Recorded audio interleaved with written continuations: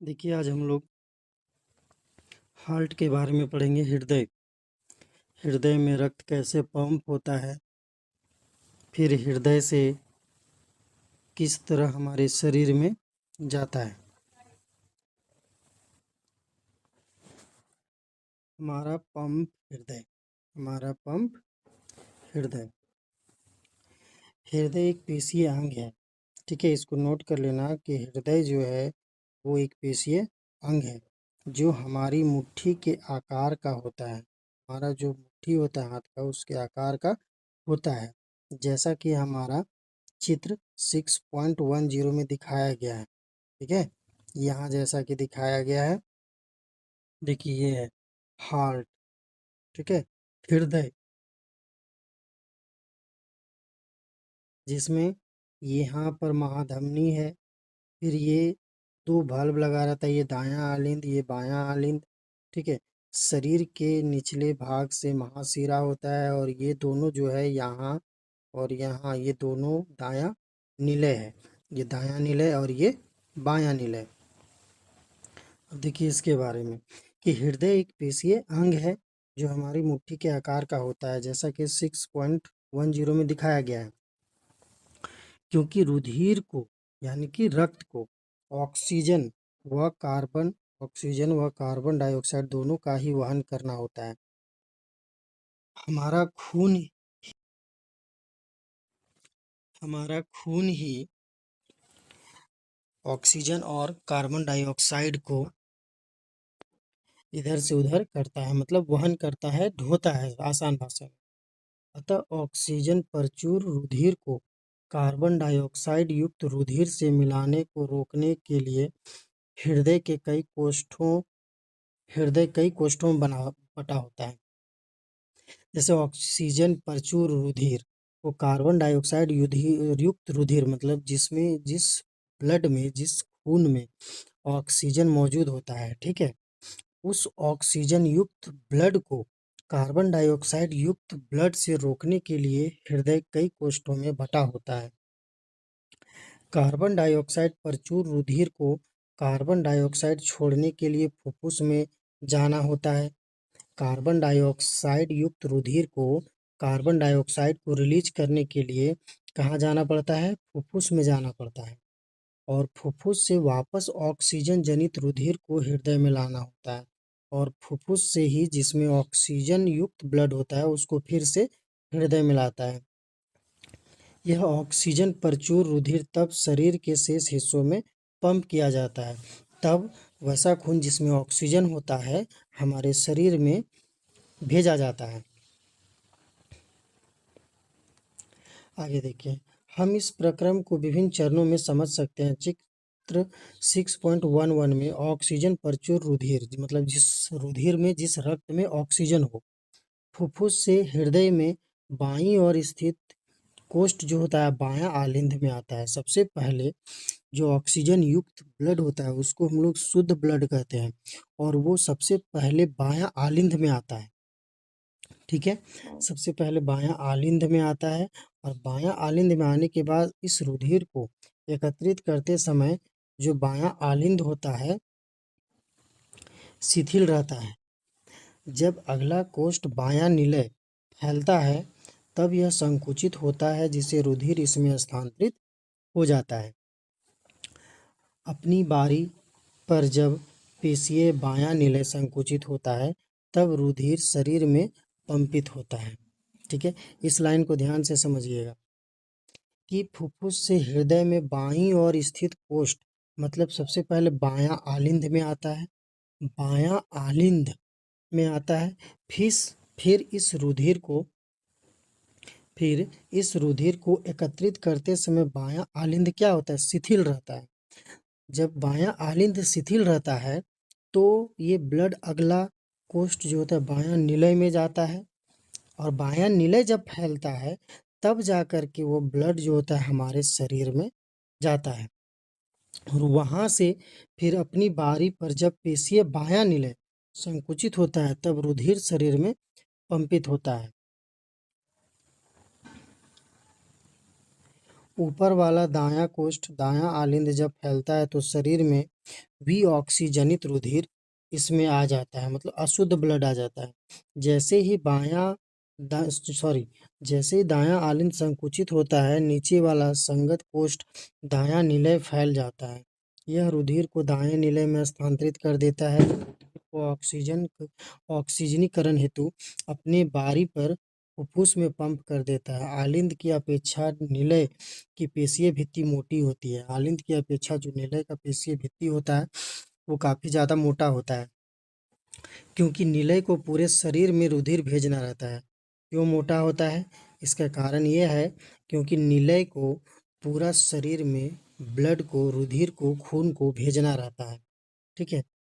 जब आलिंद या निलय संकुचित होते हैं तो वाल्व उल्टी दिशा में रुधिर प्रवाह को रोकना सुनिश्चित करता है। जब आलिंद और निलय संकुचित होते हैं तो वाल्व क्या होता है, ये जो वाल्व इसीलिए होता है हार्ट में क्योंकि उल्टी दिशा में रक्त ना बहे, उसको रोक सके इसीलिए। आगे देखिए।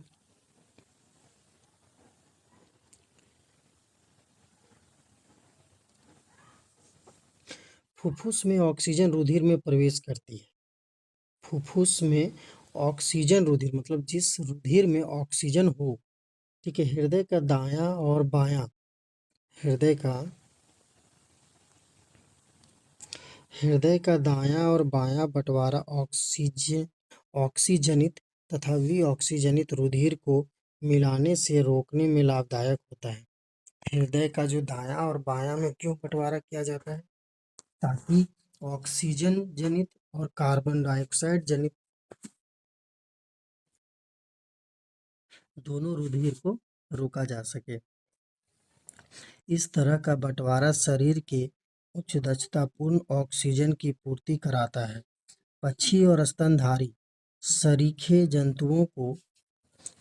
जंतुओं को जिन्हें ऊर्जा की आवश्यकता है, यह बहुत लाभदायक है क्योंकि इन्हें अपने शरीर का तापक्रम बनाए रखने के लिए निरंतर ऊर्जा की आवश्यकता होती है। उन जंतुओं में जिन्हें इस कार्य के लिए ऊर्जा का उपयोग नहीं करना होता है, शरीर का तापक्रम पर्यावरण के तापक्रम पर निर्भर करता है। जल, स्थलचर बहुत से सरीसृप जैसे जंतुओं में 3 कोष्ठीय हृदय होते हैं। जैसे कि जो जल में रहते हैं या जो सरीसृप हैं, इनका जो हृदय होता है वो 3 कोष्ठीय होता है। लेकिन हमारा स्तनधारी का, मनुष्य का हृदय जो होता है 4 कोष्ठीय होता है। ठीक है। याद रखना कि जल, स्थलचर या बहुत से सरीसृप जैसे जंतुओं में 3 कोष्ठीय हृदय होता है और ये ऑक्सीजन जनित तथा विऑक्सीजनित रुधिर धारा को कुछ सीमा तक मिलना भी सहन कर लेते हैं। दूसरी ओर मछली के हृदय में केवल 2 कोष्ठक होते हैं। दूसरी ओर हम लोग देखेंगे कि मछली ऐसा है जिसके हृदय में केवल 2 कोष्ठक होते हैं। याद रखना, मछली के हृदय में टोटल कितने कोष्ठक होते हैं? 2 और हम लोगों का 4। यहाँ से रुधिर क्लोम में भेजा जाता है जहाँ यह ऑक्सीजनित होता है और सीधा शरीर में भेज दिया जाता है। इस तरह मछलियों के शरीर में एक चक्र में केवल एक बार ही रुधिर हृदय में जाता है। दूसरी ओर अन्य कशेरुकी में प्रत्येक चक्र में यह 2 बार हृदय में जाता है। इसे दोहरा परिसंचरण कहते हैं।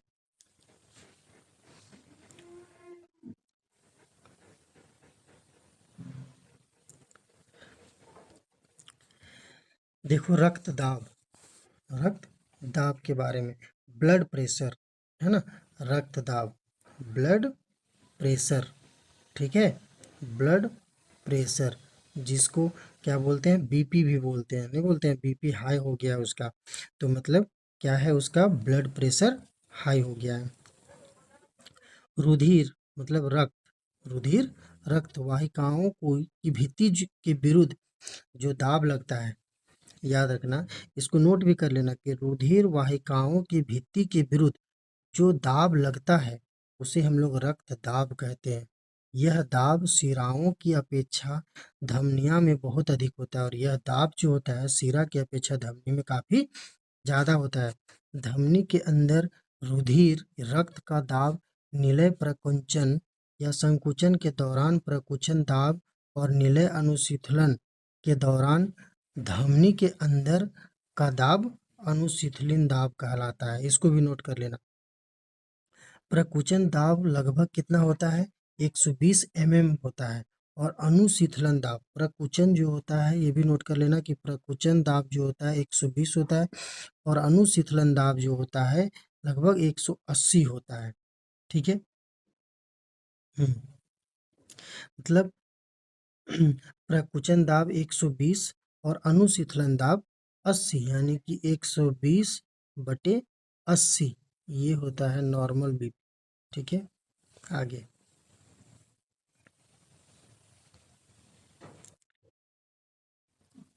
ये तो तुम देख चुके होगे। हाथ में बीपी चेक करने के लिए यहाँ बाह में लगाता है एक पट्टी टाइप का और इससे एयर भरा जाता है, प्रेशर भरा जाता है। उसके बाद यहाँ ये डॉक्टर का स्टेथोस्कोप है, इससे चेक होता है। फिर ये है जिसमें दाब बताता है कितना है। सो आगे चलो।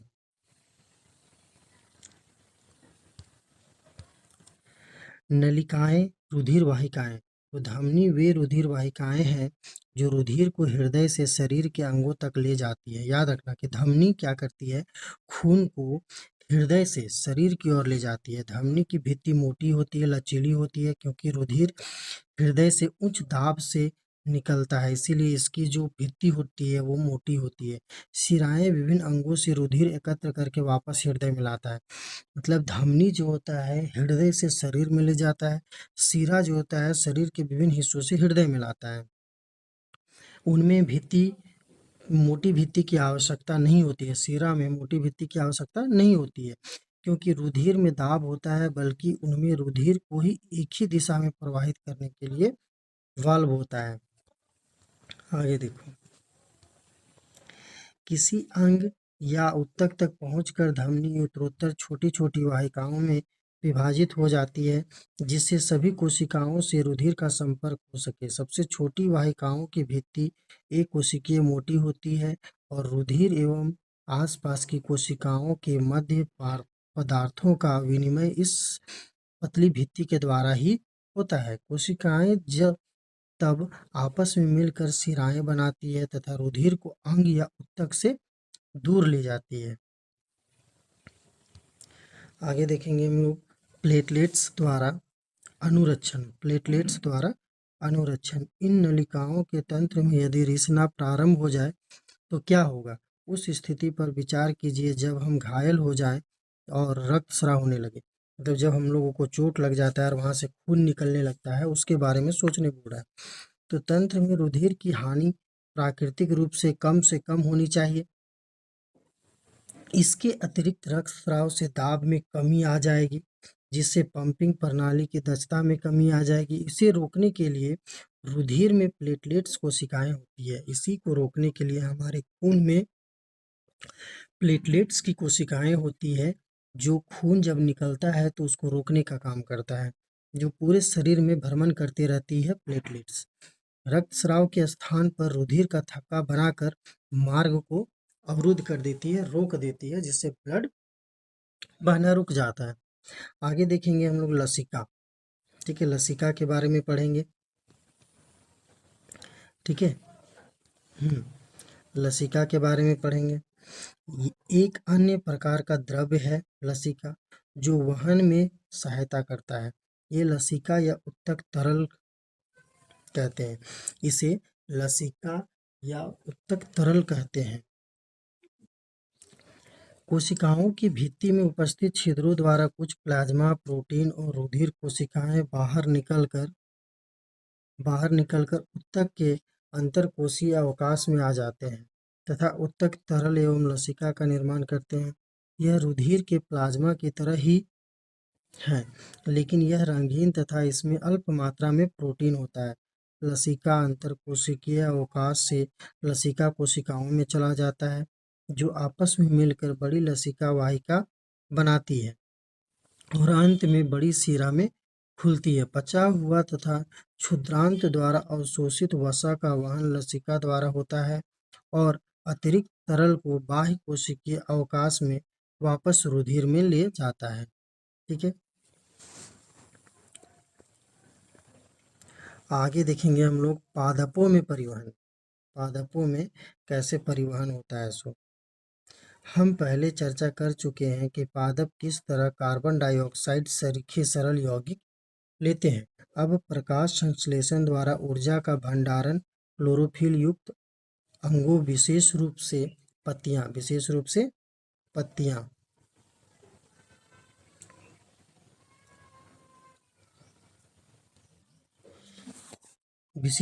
पत्तियां में करते हैं। पादप शरीर के निर्माण के लिए आवश्यक कच्ची सामग्री देखो, पादप शरीर के निर्माण के लिए जो कच्ची सामग्री अलग से प्राप्त की जाती है। पौधों के लिए नाइट्रोजन, फास्फोरस, दूसरे खनिज लवणों के लिए मृदा निकटतम प्रचुरतम स्रोत है। इसलिए इन पदार्थों का अवशोषण जड़ों द्वारा जो मृदा के संपर्क में रहते हैं किया जाता है। यदि मृदा के संपर्क में आने वाले अंगों में तथा क्लोरोफिल युक्त अंगों में दूरी बहुत कम है तो ऊर्जा व कच्ची सामग्री पादप शरीर के सभी भागों में आसानी से विसरित हो सकती है। यदि पादप शरीर की अभिकल्पना में परिवर्तन के कारण ये दूरियां बढ़ जाती है तो पत्तियों में कच्ची सामग्री तथा जड़ों में ऊर्जा उपलब्ध कराने के लिए विसरण प्रक्रम पर्याप्त नहीं होगा।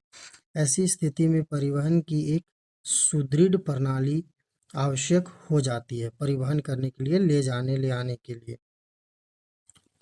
आगे देखो विभिन्न शरीर की अभिकल्पना।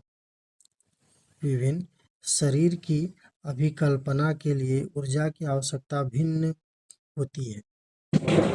पादप प्रचलन नहीं करते और पादप शरीर का एक बड़ा अनुपात अनेक ऊतकों में मृत कोशिकाओं का होता है। इसके परिणाम स्वरूप पादपों को कम ऊर्जा की आवश्यकता होती है।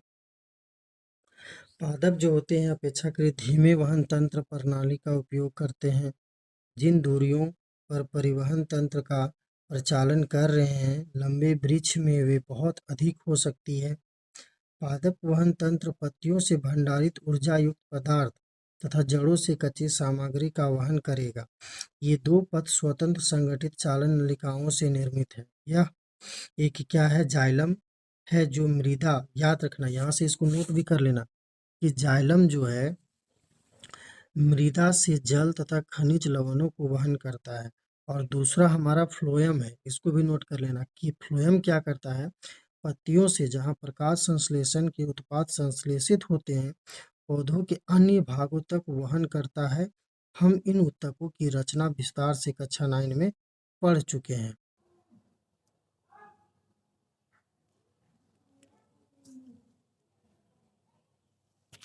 आगे देखते हैं विभिन्न शरीर की अभिकल्पना के लिए ऊर्जा की आवश्यकता भिन्न होती है।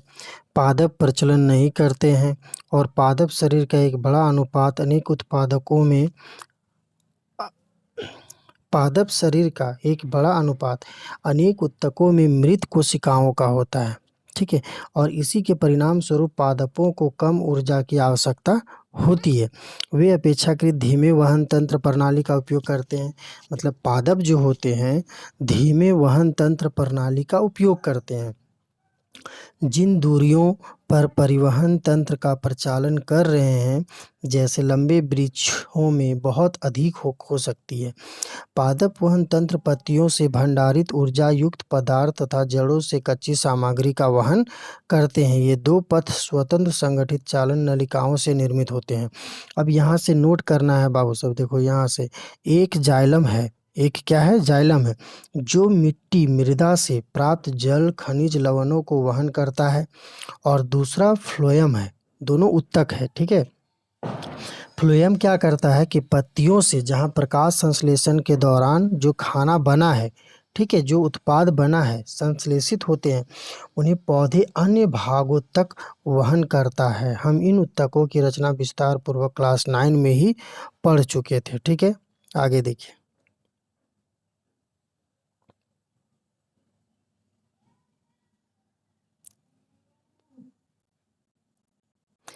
देखेंगे अब पादपों में जल का परिवहन कैसे होता है।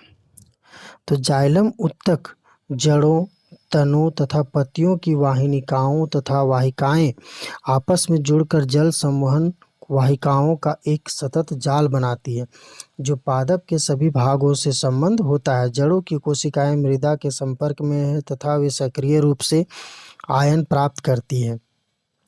यह जड़ और मृदा के मध्य आयन सांद्रण में एक अंतर उत्पन्न करता है और इस अंतर को समाप्त करने के लिए मृदा से जल जड़ में प्रवेश कर जाता है। इसका अर्थ है कि जल अनवरत गति से जड़ के जाइलम में जाता है और जल के स्तंभ का निर्माण करता है, जो लगातार ऊपर की ओर उसे धकेलता है।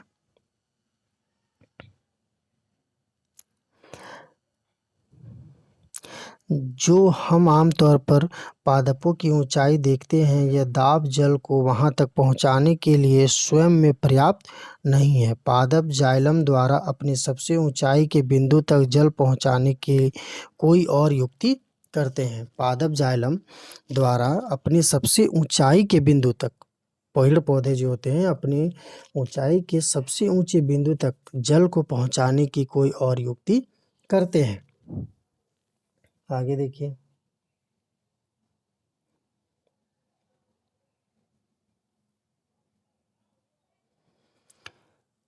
यह मानकर कि पादप को पर्याप्त जल आपूर्ति है, जिस जल की रंध्र के द्वारा हानि हुई है, उस प्रतिस्थापन पत्तियों में जाइलम वाहिकाओं द्वारा हो जाता है। वास्तव में कोशिका से जल के अणुओं का वाष्पन एक चूसन उत्पन्न करता है, जो जल को जड़ों में उपस्थित जाइलम कोशिकाओं द्वारा खींचता है। जल को जाइलम कोशिकाओं के द्वारा क्या करता है? खींचता है। पादप के वायवीय भागों द्वारा वाष्प के रूप में जल की हानि को वाष्पोत्सर्जन कहते हैं। इसको नोट कर लेना यहाँ से। पादपों के वायवीय भागों द्वारा वाष्प के रूप में जल की हानि वाष्पोत्सर्जन कहलाता है। यहाँ तक नोट कर लेना। अतः वाष्पोत्सर्जन जल के अवशोषण एवं जड़ से पत्तियों तक जल तथा उसमें विलय खनिज लवणों के ऊपरी मुखी गति में सहायक है। यह ताप के नियमन में भी सहायक है। जल के वहन में मूल दाब रात्रि के समय विशेष रूप से प्रभावी है। दिन में जब रंध्र खुले हैं, वाष्पोत्सर्जन कर्षण जाइलम में जल की गति के लिए मुख्य प्रेरक बल होता है। आगे देखो। भोजन तथा दूसरे पदार्थों का स्थानांतरण। अब तक हम पादप में जल खनिज लवणों की चर्चा कर चुके हैं। अब हम चर्चा करते हैं कि उपापचयी क्रियाओं के उत्पाद, विशेष रूप से प्रकाश संश्लेषण, जो पत्तियों में होता है तथा पादप के अन्य भागों में कैसे भेजे जाते हैं। प्रकाश संश्लेषण के विलय उत्पादों का वहन स्थानांतरण कहलाता है और यह संवहन ऊतक के फ्लोएम नामक भाग द्वारा होता है। प्रकाश संश्लेषण के उत्पादों में के अलावा फ्लोएम अमीनो अम्ल तथा अन्य पदार्थों का परिवहन करता है। प्रकाश संश्लेषण के उत्पादों के अलावा ये जो होता है फ्लोएम जो होता है अमीनो अम्ल तथा अन्य पदार्थों का भी परिवहन करता है। ये पदार्थ विशेष रूप से जड़ के भंडारण अंगों, जड़ का जो भंडारण अंग होता है, फलों, बीजों और वृद्धि करने वाले अंगों में ले जाए जाते हैं। भोजन तथा अन्य पदार्थों का स्थानांतरण संलग्न सभी कोशिकाओं की सहायता से चालनी नलिकाओं में ऊपरी मुखी तथा अधोमुखी दोनों दिशाओं में होता है। आगे देखो।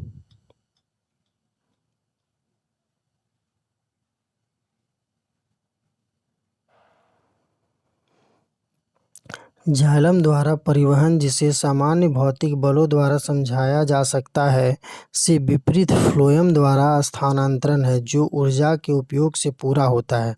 सुक्रोज सरीखे पदार्थ फ्लोएम ऊतक में एटीपी से प्राप्त ऊर्जा से ही स्थानांतरित होते हैं। यह ऊतक का परासरण दाब बढ़ा देता है, जिससे जल इसमें प्रवेश कर जाता है। यह दाब पदार्थों को फ्लोएम से उस ऊतक तक ले जाता है जहां दाब कम होता है। यह फ्लोएम को पादप की आवश्यकताओं के अनुसार पदार्थों का स्थानांतरण कराता है। उदाहरण के लिए वसंत में जड़ व तने में के ऊतकों में भंडारण, शर्करा का स्थानांतरण कलिकाओं में होता है, जिसे वृद्धि के लिए ऊर्जा की आवश्यकता होती है।